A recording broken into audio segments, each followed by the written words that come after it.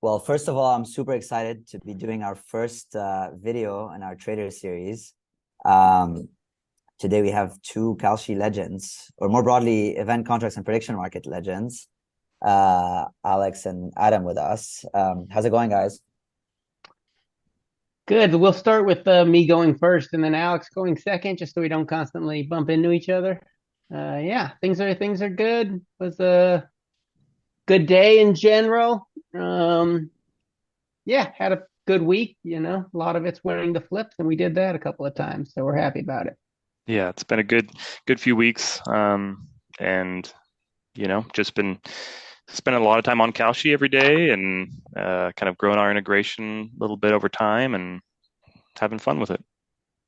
Yeah, we've definitely seen the sort of integration growing over time, given the volume numbers and how they've grown over time, and that's been really Yeah. exciting to watch. I think I'll take a step back before talking about trading strategies and how you got into trading, etc. But you know, um, Adam and Alex would love to hear about your backgrounds first. Maybe let's take it back before you became such prolific traders. What you're up to, how'd you get into trading, and why do you trade today? Sure. Yeah. So we both played Magic the Gathering, a competitive collectible card game when we were young. We were quite competitive at it. We went to nationals for juniors a few times, won some college scholarship money. Um, and then one year, a few Magic players won like $3 million at the World Series of Poker. And then we decided, okay, we got to switch games. That's where the money was. And we started to play internet poker. What year was it when we both illegally started playing internet poker at It was like it was probably around the moneymaker, 2003, 2004, Was probably. that on Zynga? And what was it? Well, there's a few of them, right? Well, there was a lot of janky ones back then. Zynga was play money. I see. We Yeah, that's true. we That's true. we took advantage of some free $10 deposit bonus, like sign up bonuses. Um, and yeah, Alex can tell that story. He was the one who really took the lead there. Yeah, I mean, internet poker was pretty exciting at that time, especially for us, being teenagers and having no money. So we got started playing poker on some of these free websites. That was the day of. I mean, there was a lot of websites around. The popular ones were Party Poker, I suppose, was big Yeah. back then, and Poker Stars was still big. Um, we played on some smaller ones to get started, but yeah, we kind of got into that, and that kind of introduced us to the world of like gaming as a with a financial incentive. Um, so we got more and more serious about poker in high school. Um, What do you mean by serious? When you say serious, what were you doing? Were you playing poker every day, multiple times a week? well, schoolwork was still being done for the most part, but yeah, it was kind of a evenings and weekends thing, and still like uh, in a pretty casual attitude. We didn't think it was casual, but compared to how a professional would approach something, it was fairly casual. You have your poker themed movies in the background, and you have your laptop in the foreground, and you're clicking the buttons and you're watching stuff and having a good time. And it wasn't until near the end of high school, going into college, that I started to take the game a lot more seriously and uh, started to kind of connect to online communities that were run by professionals and selling training and things like this. Around that time, Adam was already off at college, and he was playing some on his off time, but mostly he was scholastically engaged. And I was uh, also starting college off in Eugene, Oregon, at the University of Oregon. Um, but from the get go, poker was kind of where my heart was, and so um, as I was kind of playing nights and weekends and, you know, turning in my assignments, but not really putting in the extra effort, it became clear that this like kind of was the next step in life for me. Um, and so I kind of took the step towards professional poker first, uh, and dropped out actually of University of Oregon to How'd your to play. parents feel about that? It wasn't a surprise at that point, right? Because I'd been laying around the house playing online poker for years at that point. Um, and the writing was kind of on the wall. Like there was only so much they could do. And they knew it was clear that I was making enough to support myself. So it was less scary. I think it was scarier for my parents in the early days, uh, when not that much money is being made and there's just like internet gambling happening, and that's a scary thing to see a kid doing.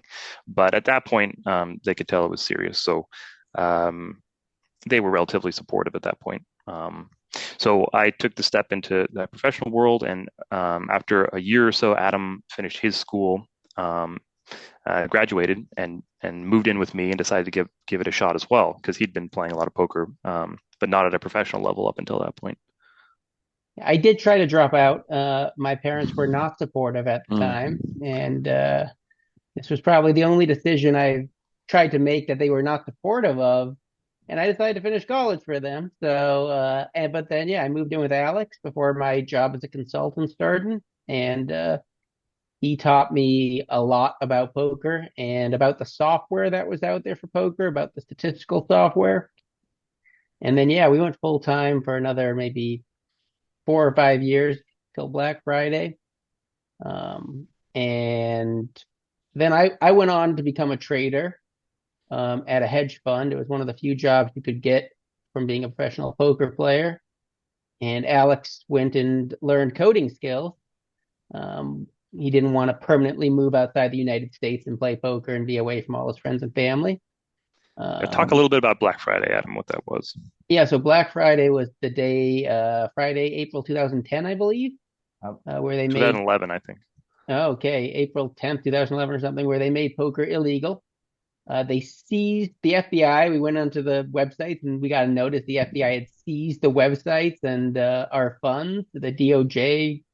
And I lost maybe half my bankroll at the time on oh full wow, tilt. wait, they didn't return the bankrolls? Well, two sites had been a little FTX Ponzi scheme. I They were see. paying out what they did not have. Interesting. Yeah, and it wasn't until 2017 that the DOJ returned Absolute Poker's funds. Eventually, PokerStars bought Full Tilt and returned all their funds. But this debt was trading at 10 cents on the dollar. Like nobody thought Absolute Poker was going to pay back. And I just randomly got a check for, $40,000. And it was like, this is fantastic. Thought this was all gone forever. But Full Tilt Uh, was one of the biggest in the industry at that time. I Yeah. mean, it really was kind of, I mean, not to the scale of FTX, but in terms of like how much people trusted it, in terms of that community, people really trusted it and had a lot of money on there, and so it really hit everyone pretty hard when that one turned out to not be really above board. That one also paid back eventually, but it was 5 or 6 years, I think. I mean, this is kind of this topic has kind of interested me for a while, which is like, one thing that was always interested to me is like, the US government had decided that poker is not a game of skill, and that's why it got shut down. But things like, fantasy sports are a game of skill, and those are still going. And it tells you a little bit about how, a lot of these things tend to be arbitrary and depends on like the politics and sort of the market or the Yeah. environment that things are happening at. And the thing that's interesting about it is like, some of the smartest people I know are actually poker players. And, oftentimes the analogies are like, well, I'll go even as broad as saying like, what's the best way to, what's one of the best way to teach your kids how to become very good at life? It's like, well, teach them how to play poker. It's like partial information. There's like luck involved. Sometimes you do everything right, but you lose. And sometimes you do a bunch of things wrong and you win. But in general, if you do, things more right than wrong, you end up being, more of a winner than a loser. And I always love sort of a lot of our traders actually are ex poker players. A lot of actually traders in the financial system, and some of the best funds. So I worked at Citadel before. Had exposure to other funds like Susquehanna. I mean, even Goldman. I mean, some of the best traders that have been traders in that were trading at these funds, and you're talking, highly sophisticated trading, with incredible P&L and Sharpe ratios. And for the audience, people who don't know Sharpe is a very simple concept. It's basically, what's your expected value? How much money do you make in a year divided by the amount of risk that you took that year. And so the higher your Sharpe means that you're making a lot of money without taking a lot of risk. That means you're a pretty good trader. And if it's slow, it means that a lot of your winnings could be due to luck. But, a lot of them were ex-poker players. A lot of them were ex-Magic the Gathering. So actually, Luana's desk at Citadel, I think one of the traders, his name was Chris. Chris, I forgot his last name. He was a big Magic the Gathering. Chris Benoit is my guess. It might actually be. It might actually be. Luana would know. We should ask her. But okay, great. So played a lot of poker. Adam, you went into trading at a hedge fund. Alex, you went into software development. What brought you to prediction markets and event contracts? How did you? I would love to hear first about the moment that you've discovered it. And how did you get to where you are today? Which in recent history, we're talking about. I think your record, and correct me if I'm wrong, you got to $1.5 million of trading volume in a single month. Which maybe let's retrace that history. How did you discover prediction markets and event contracts? Yeah, I would say this is a weird story. It was the Donald Trump insurrection, kind of not accepting election results. Yeah. I got deep into this world of essentially, people post the Supreme Court turning him down, and basically everyone thinking Joe Biden's going to be nominated on FTX and Polymarket, which are other prediction markets that were available at the time. You could still bet that Trump would not become president, and there were people who wanted to bet hundreds of thousands or millions of dollars at 5 to 1 and 10 to 1, and even the day before the inauguration that wanted to bet Trump would be president. And so that's how I got involved. I decided this was the best bet in the world, or one of them. Like if there was not going to be an overthrow of the U.S. government, I'd have other things to worry about. But and yeah, I started trading the prediction markets for that reason, especially because you could still bet against these people after Joe Biden was president. And one of the silliest bets that's out there, you can bet that Donald Trump will not be president this year. And the key factor is being the fastest in that respect, is that it was basically once somebody bought that Trump would become president, there was just one or two crazy people doing this. You wanted to be the first person to sell because they brought the price up and you wanted to bring it back down.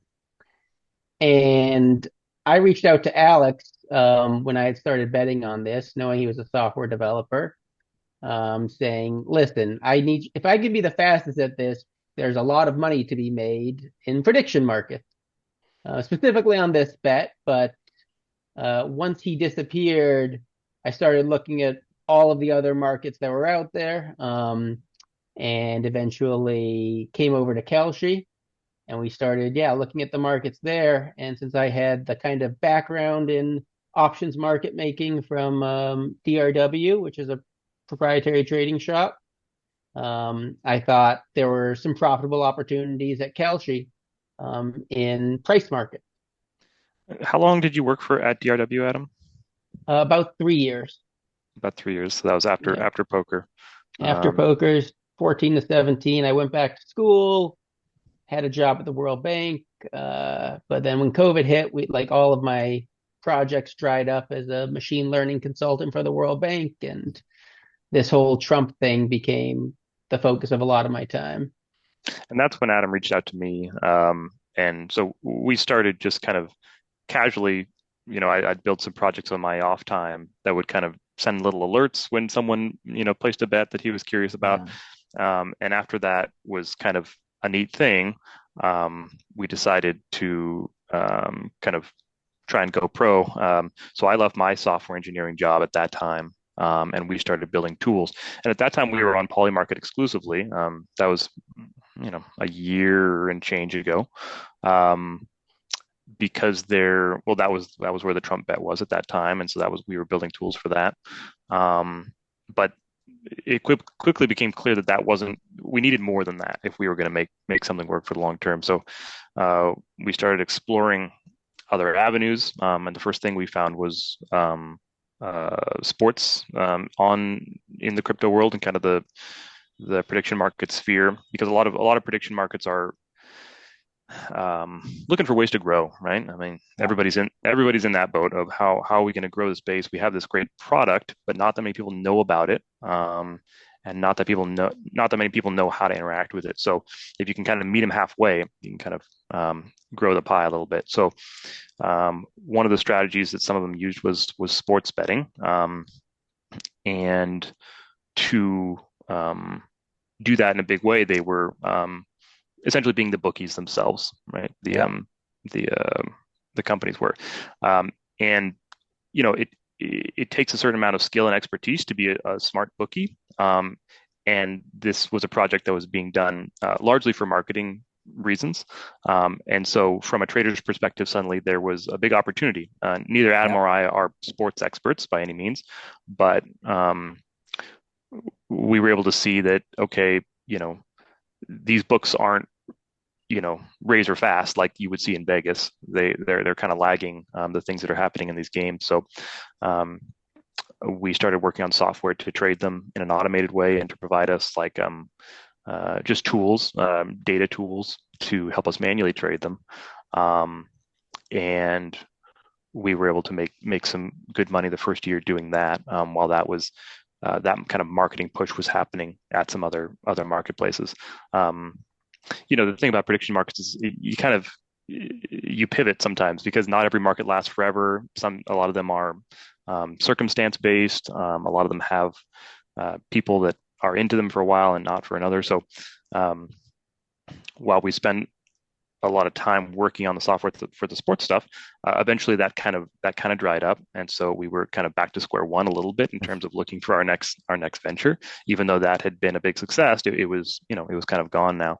And so that was kind of when we first moved over to Kalshi, because we were kind of hunting for new things, other opportunities.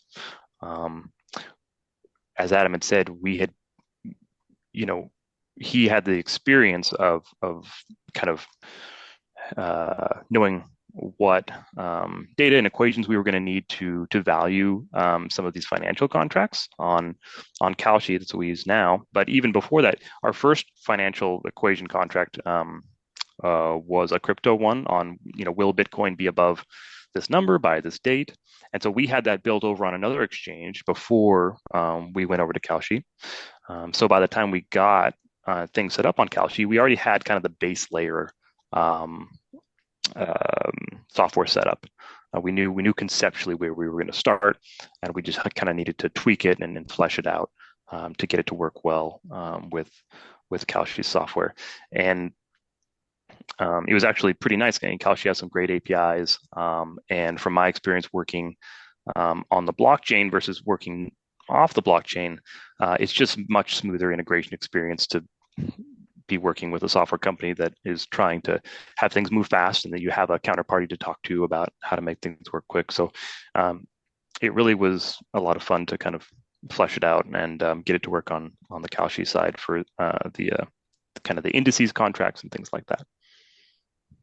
Yeah, I mean, like, I think this is it's a good point. I mean, so we both trade programmatically, I believe today, and I think that's a big part of the strategy. And and at this point, you have quite a sizable bankroll on Kalshi. And so the next question I love to dig into is, how'd you scale? How'd you size up? How was that process? So you started trading on Kalshi, and maybe just to give context for the audience. So you guys are basically living the dream. When I was so I went to school at MIT, and my dream was basically one day running a prop shop. I settled for running an exchange, which is not as cool as running a prop shop. You guys are the ones that are running the prop shop, and are actually quite successful at doing so. I'm making quite impressive amount of money a year doing that. And so, love to hear a little bit about sort of that, like, I mean, that journey throughout Kalshi of like sizing up your bankroll. And maybe let's start with, first of all, why did you decide at that point to specialize in event contracts versus just traditional assets where you can just trade on options or other types of assets? Are you thinking about strategies between the two? And what gave you that confidence over time to start scaling up?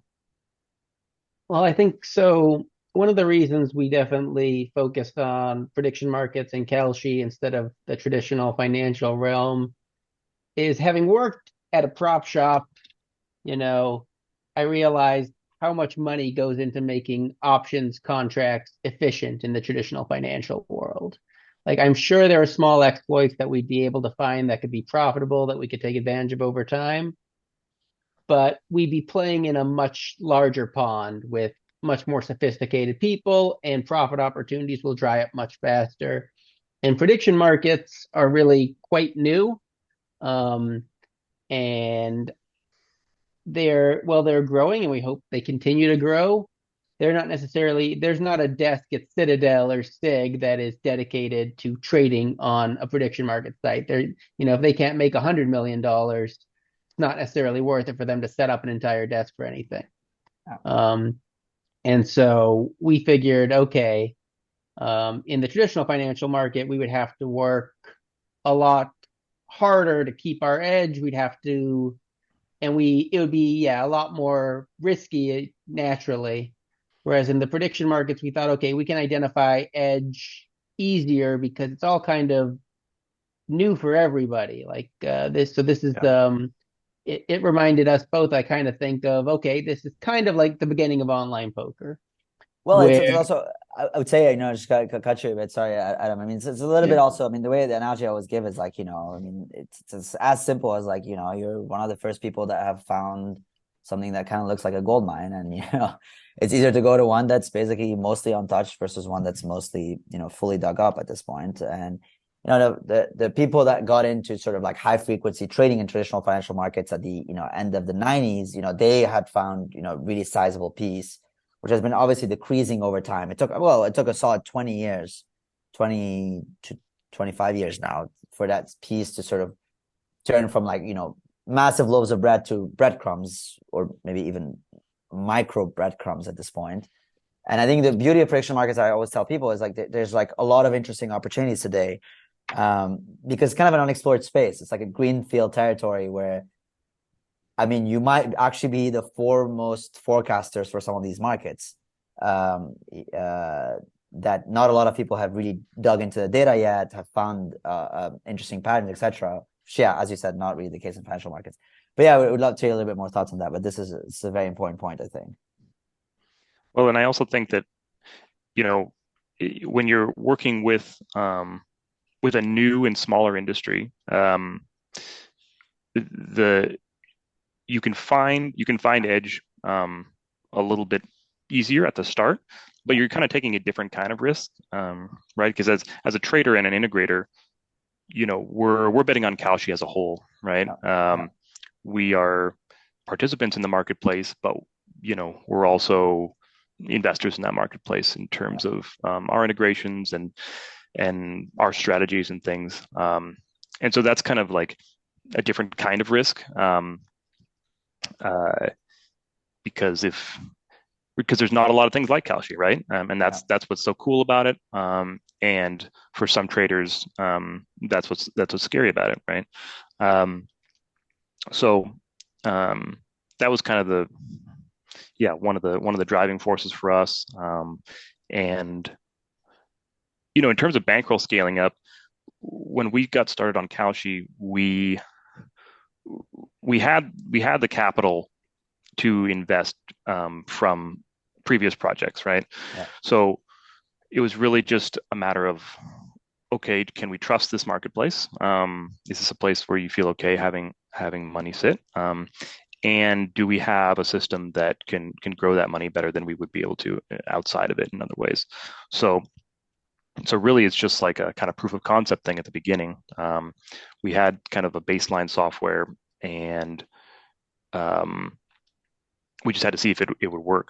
So we ran it with, I think we put about 5,000 on to start, and we ran it in a pretty small way. And it took a while to get it to, I would say that it was profitable from the start, but not by a whole lot. And, it was, we'd have like $50 days or $60 days up and down, maybe a little bit more, a little bit less. But for the first few months, there really wasn't much. We were hopeful because we could see the upward trajectory. It was always kind of going up, but like not in a way that was like slam dunk yet. Yeah. well, And it also, sorry. no, please go. I was just gonna say it really shifted. Like at the beginning, like we had good strategies to see kind of what we wanted to do. But yeah, for the first 3 or 4 months, I would say me clicking buttons, me click trading was, 70, 80% of the volume, 60% of the Yeah. volume. And I'd have Oh, to yeah. constantly shut down the programs down. But I'm like, okay, something's going wrong. We haven't thought about this particular situation. We don't have a good risk management system in here. Random things would happen, like the market would close early and we hadn't noticed it or programmed any way to stop our bots, and so the program would continue to trade after the close price was known, very unprofitably.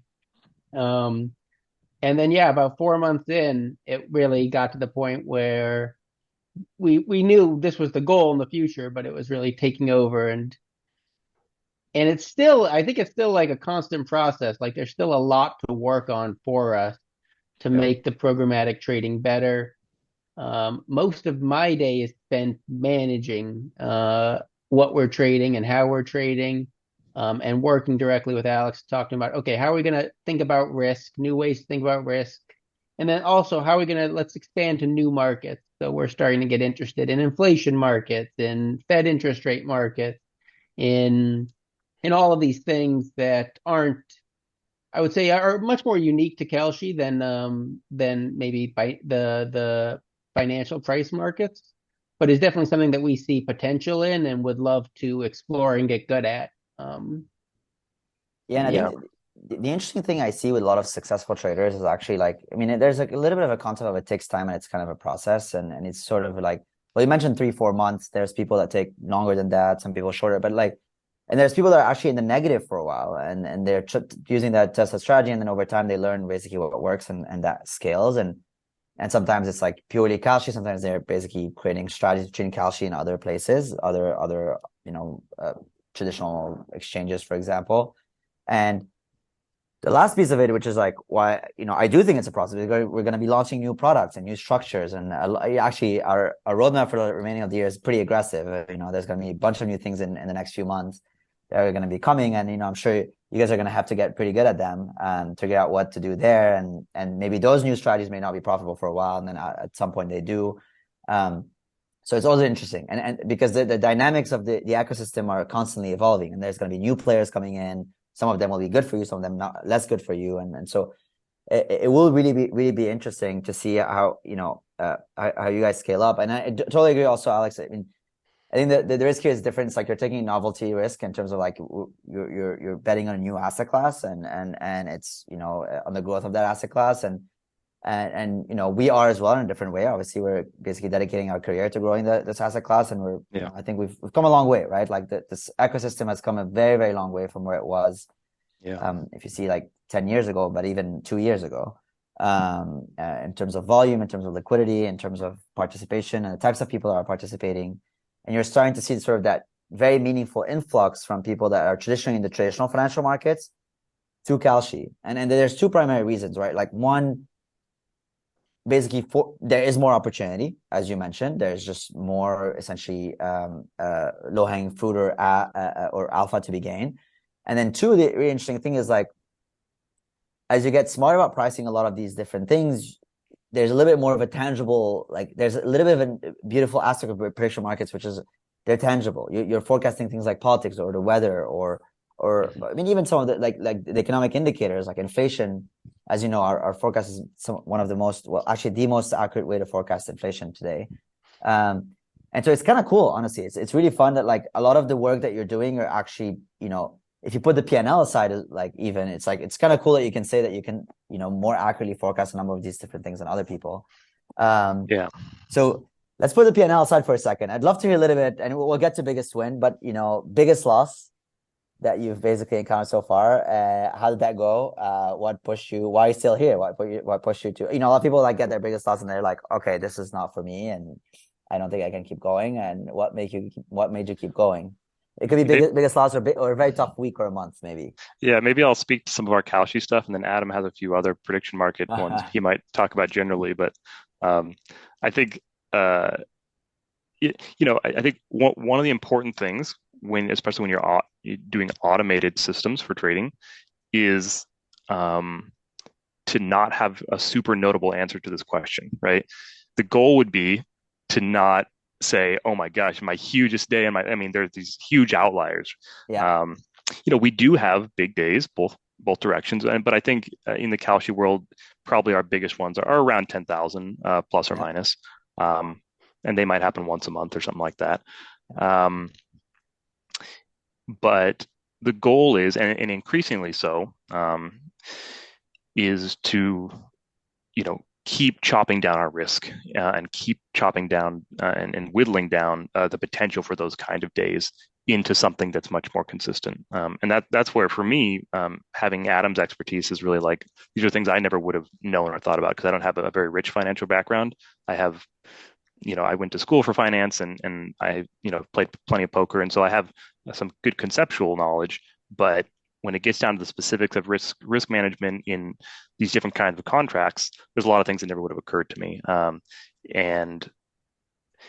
And so that's been fun to work with. And also I just want to mention that Kalshi is a great place for people that have never built automated trading systems before, because I had never done that.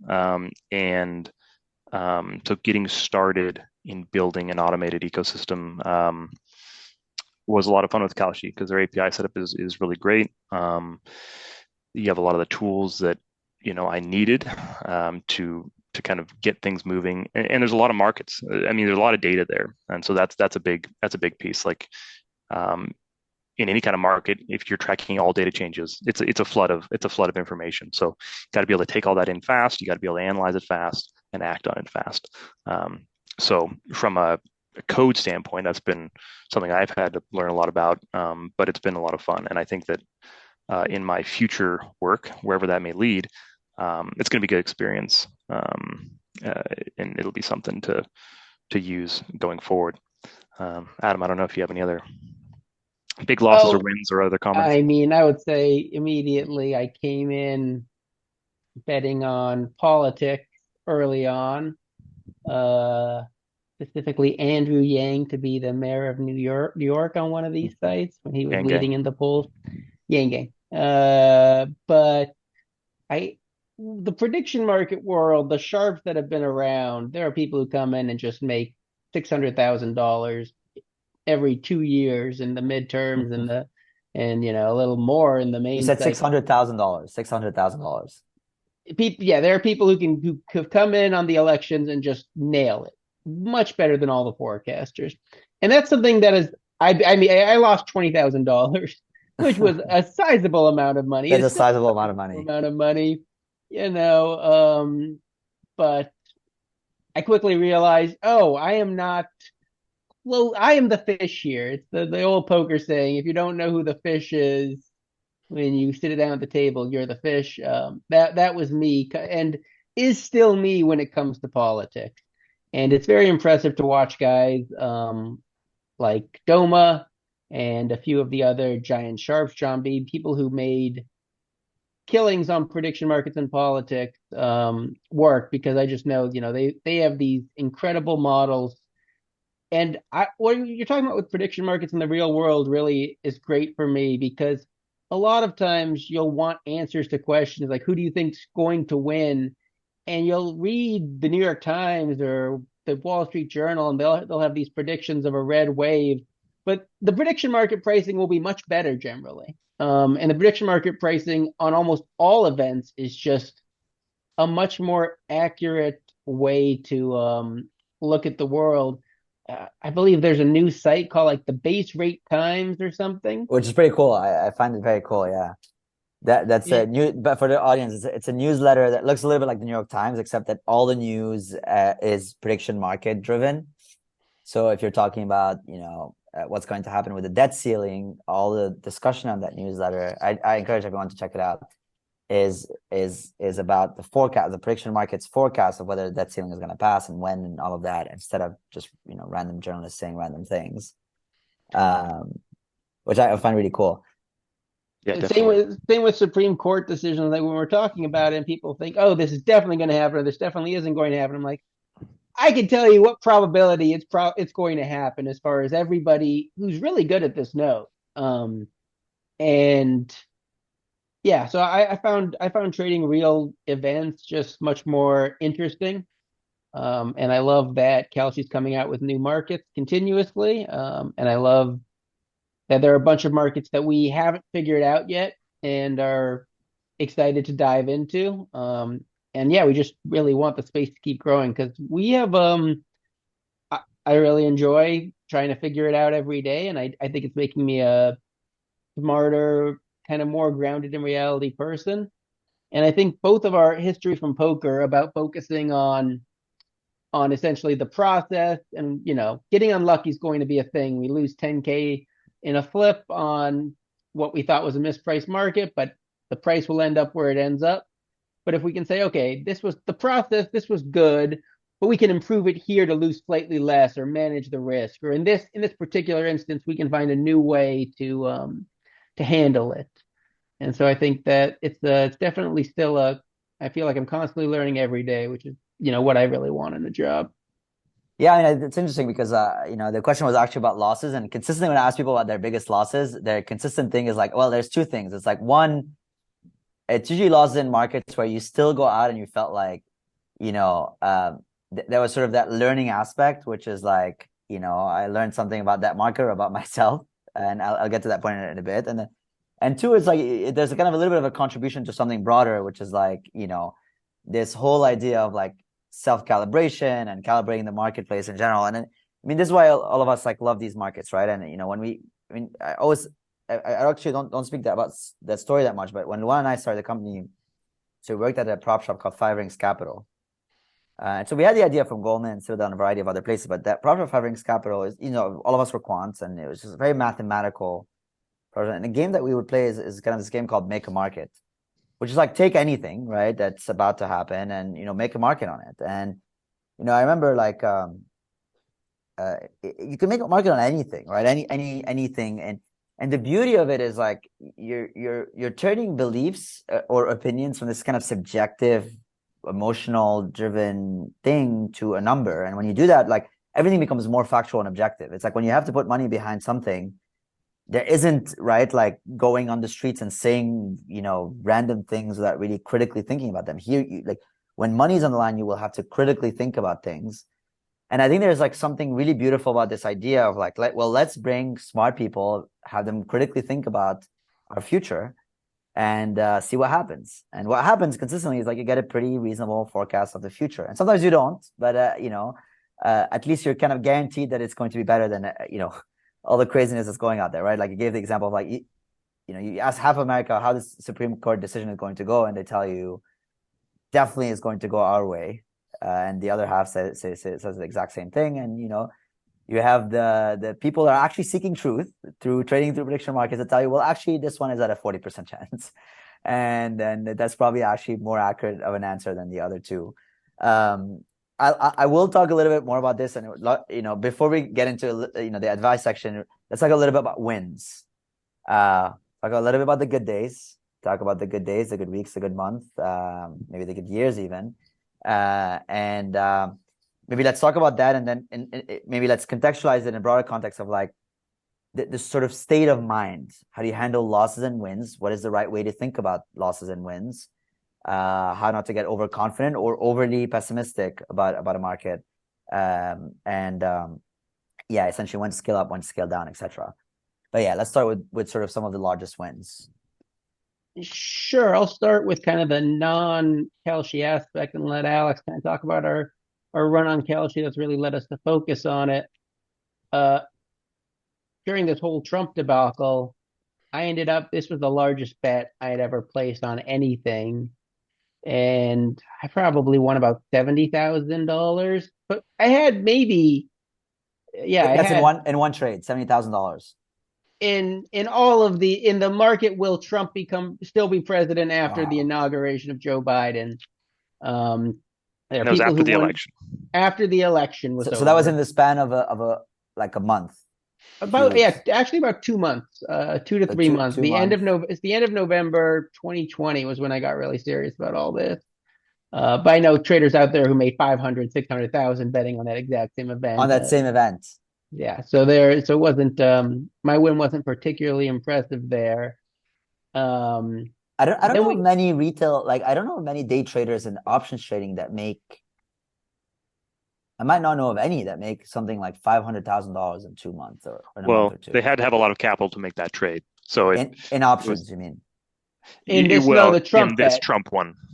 I see. You were giving like 8 to 1, 5 to 1, between 5 to 1 and 20 to 1 odds, depending on the day. Well, I was actually comparing to the traditional financial markets, which is like, I mean, even if you leverage yourself up, etc., I actually don't know of many. I mean, even some of the best traders I know in traditional financial markets, I mean, this kind of idea of like in a month, sort of $500,000 or in 2 months. I mean, it's pretty impressive. That's pretty amazing. Yeah, And you're it saying that was it's not like, it's not like I mean, the strategy doesn't seem that it was definitely involved. kind of a unique. It was not that involved, but it was a unique moment in time, I would Yeah, say. yeah, yeah, yeah.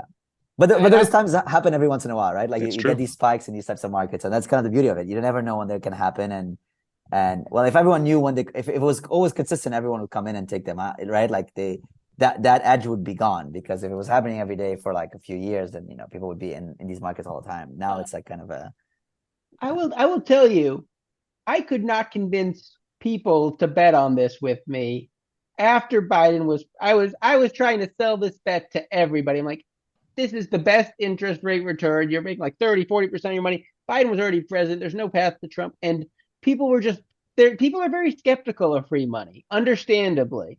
It's if it sounds too good to be true, it probably is. I heard that a except in number of prediction times. markets sometimes. Sometimes.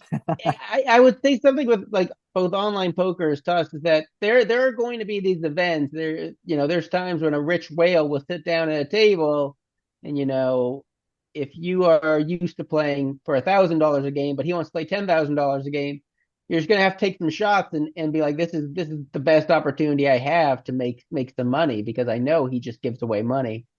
Um and yeah, I would say so. That was probably the biggest step. But then the sports markets were fantastic as well for months on end. We quickly came up with a very reasonable strategy. There were a lot of unreasonable participants besides the bookies who were betting on these markets, who were way underpricing very long shot odds. The bookies would have it as 1 to 10 and they'd take it to 98%. And we'd be like, and eventually we won one of those and the returns are fantastic. And yeah, so but yeah, so I mean we had great months. We've had, very early this year, I'd say what was it, February, Alex? Yeah, Was it that was like some month? 100K months going on there. 100K month. I would say about when you say Well, that's true, Adam, one or there was a two of month. those. I think there was a month where I think you got to, I think 30K, maybe even 30K in rebates, maybe.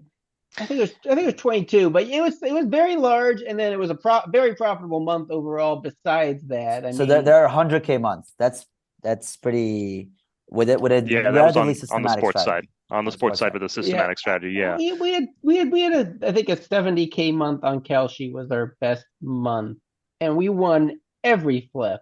So that is just Yeah. sometimes you just have to be lucky. There, people have it's gotten better. The market makers have gotten more sophisticated.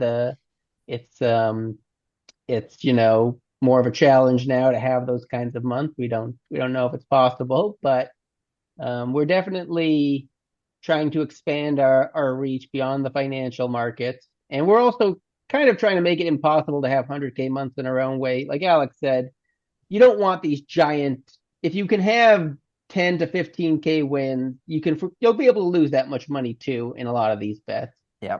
And so a lot Yeah. of what we're trying to do is improve that Sharpe ratio that you talked about, saying, okay, even though this bet is positive EV, once you have a certain amount of it on, it's time to cut down how much risk we're taking and really manage that. That becomes like the critical factor. Yeah. And I'd say one of the harder things to do programmatically is to figure out how to manage the risk you have on. That makes Right. a lot of sense. Yeah, because you have a system, right? And that system says this is a good bet. And so you program something up to take all the good bets, but suddenly you've taken the same good bet 100 times. And if that bet goes awry, now you might be out of your bankroll or you're trading bankroll. So yeah, that's one of those things that is a poker concept that also translates over, but is a interesting thing to have to tackle, and one we had to tackle for the sports stuff we were talking about. Um, there was a lot of good bets of this team is they're probably gonna lose, but they're gonna lose less than the odds say. So, when I was programming up my first, sports trading bot, we were just buying tons and tons and tons of these teams that were like always losing. And I was like, okay, well, we are losing fast, but it was like, well, these are all good bets. And it's like, well, that only gets you so far unless, it depends on the size of your bankroll. I think we had one day where three teams all reversed it. Like they Yeah. were they were they were all supposed to be like 20 to 1 and they were trading at 60 And or they 80 to 1. and they all came back to win. It was great. It And was a it was great just, day. we maybe lost 5,000 straight down for the last 2 weeks, and then won 20,000 this one day. That's incredible. And it was just Yeah. like, you couldn't believe it when the third team had come back. I'm like, oh my God.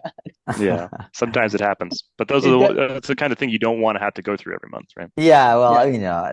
look, I mean, luck is part of it, right? Like, I mean, Hmm. even for like when I was at Citadel and like, and this year hedge fund, like, luck is part of it. It's part of the game, right? And it's part of life also. I mean, people that like tell you like, oh, I don't like taking risks. Well, I mean, you're living. I mean, Hmm. you're taking risks Driving a car. by Yeah. yeah, you're taking risks by. I mean, well, you're driving a car, but you're also everyone is going to die. Like that's how it ends for everyone. So it's Yeah. like not taking a risk is a form of risk, right? And there, I mean, I love that quote about like sort of I forgot what it was exactly, but it's like, if you're worried about the bill of taking risk, wait to see the bill of regret. Mm. And I think it's kind of like a similar concept here, which is like the game obviously has some fundamental luck, but there is quite a bit of skill, which brings me to my question, my next question, which is like, how do you get better? Any advice that you give to newcomers and new entrants into the space? Maybe a good way to think about a new entrant is like someone who's just started, they have a balance of a few $100 on Kalshi. What would you do over the next few weeks? And any actually resources that help you improve the trading performance. I don't know, it could be specific strategies, learnings, uh, even just outright resources. Yeah. I mean, I think that um, it's also kind of a tie into poker in that like you want to specialize or you have to specialize a little bit if you want to have consistency Yeah. in your returns because the world's a complex place and especially in prediction market world where okay people are making markets on all kinds of different things. I mean that's why it's so wonderful, but that's also why it's so difficult. Yeah. You're not going to be an expert on all these things on the first day, um, and you have to be smarter than the average person in a market if you're going to be successful. You need to know a little bit more than the other participants, and that's tough to do. And it gets tougher all the time as people get more and more knowledgeable. So I guess that would be the core concept I would start with is find something you think is cool, you think is interesting, you already have information about, and really drill down into that. I guess Um, Go ahead. as I push back on this, I mean, this is something I found interesting over time. Is I mean, there's a lot of people that are just where the skill set really translate across a variety of different markets, and I've found that like a lot of people are just really good. I mean, and I've always wondered how, I mean, there has to be sort of something where you get better over time, not just at about a specific market, but just at the kind of whole idea of taking risks and trading on these events. I mean, and I'm sure, I mean, it seemed like you also indirectly mentioned that about Adam in terms of like, you said at some point that Adam is really good at sort of calibrating himself on how much risk to take and what are some Mm-hmm. certain things to worry about. Uh, so is there something to be said about like also maybe if you trade on a variety of different things that you're pushing yourself to learn faster and get better Yeah, I mean, at these? I, I think that there are some things that tie a lot of markets together, and Yeah, so that is usually you know, there's some pieces of information that are going to change in the world that are going to change this market fast, usually. And so if you're conceptualizing like that, and you are someone that is able, either you're awake and interested, or you can code something up to keep you very abreast of changes in whatever market you are in, and that could be all kinds of things. That could be, is so and so going to tweet in the next hour? Is this person going to play in the basketball game tonight? These are all things that um, information is going to become public. And if you're the fastest to get it and the fastest to act on it, you can have success. And that concept, I think, translates over to a lot of different markets. Um, I mean, but I yeah, don't know.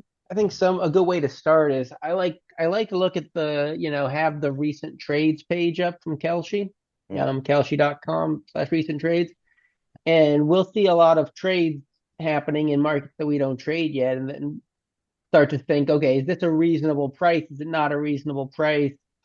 What's going on here? If we see a lot of action, it's like, okay, this is, we haven't looked into it yet, but eventually I think we're going to start figuring out, okay, how are people doing these weather markets? How are people guessing what the high temperature is? Yeah. Because there's a fair amount of action.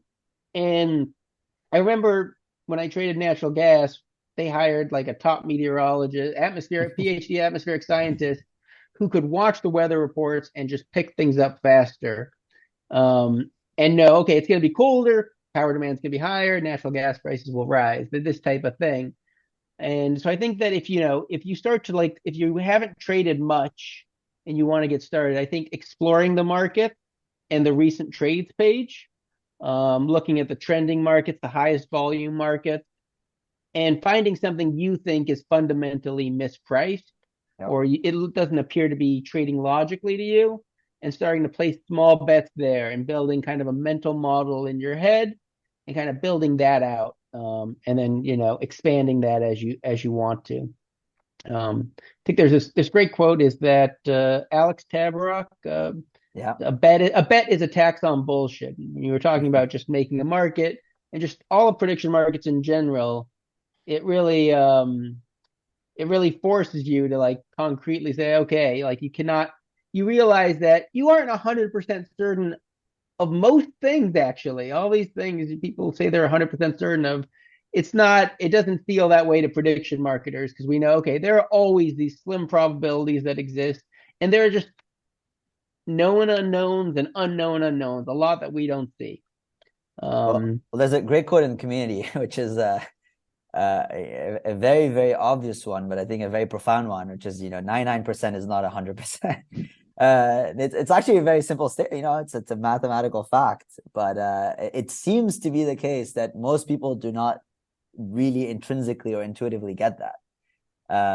Most people actually, like, whenever you're in, I don't know if it's most people, but I would say more than, at least what we've seen in the US, I mean, like more than 50% of people, I think, believe that 70% plus means 100%.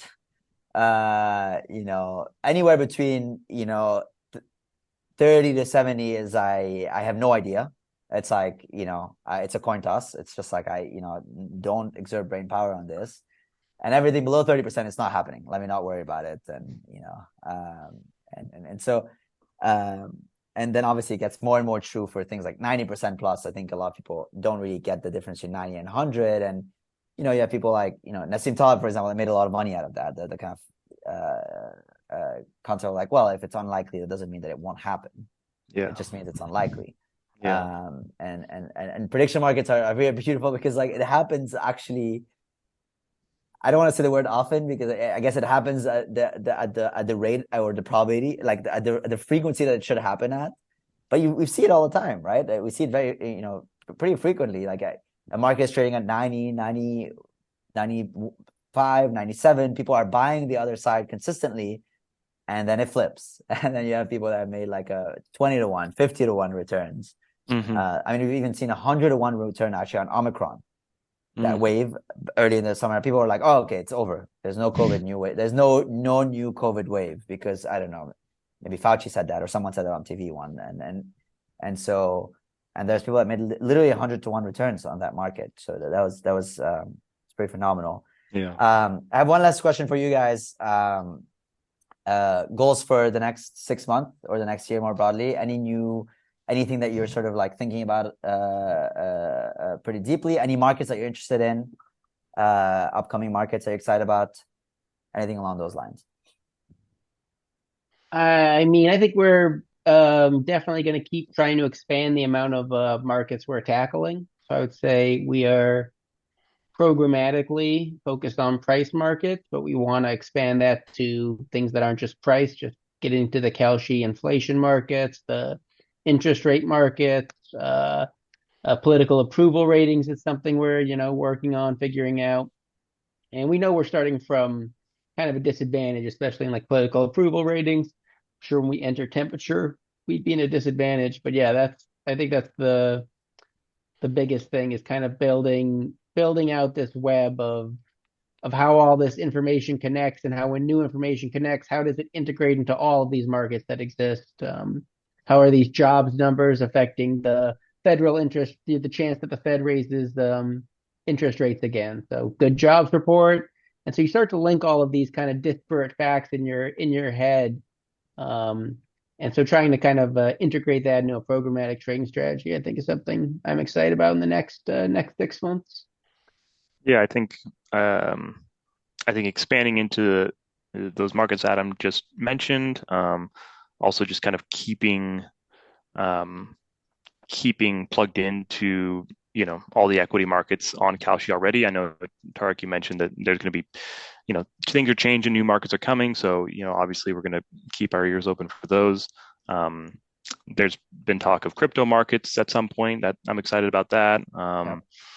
And and also just continuing to improve our current understanding of the markets we currently participate in, because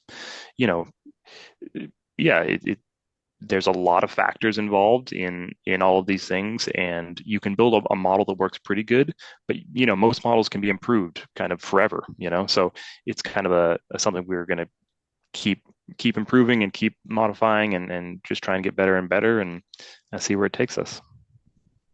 That's pretty great. Well, Alex and Adam, thanks so much for doing this. This was really fun. We're going to be doing this sort of trader series pretty consistently. I mean, the goal is like starting to raise sort of awareness on, how people are approaching these types of markets, how people are making money in these markets, the types of learnings that are happening, and how can one actually get pretty good at this. Thanks a lot for coming. We'll see you potentially at the next trader event, and we'll talk soon. All right. Thanks, guys. Thanks so much. Have a great night. Cheers. Bye.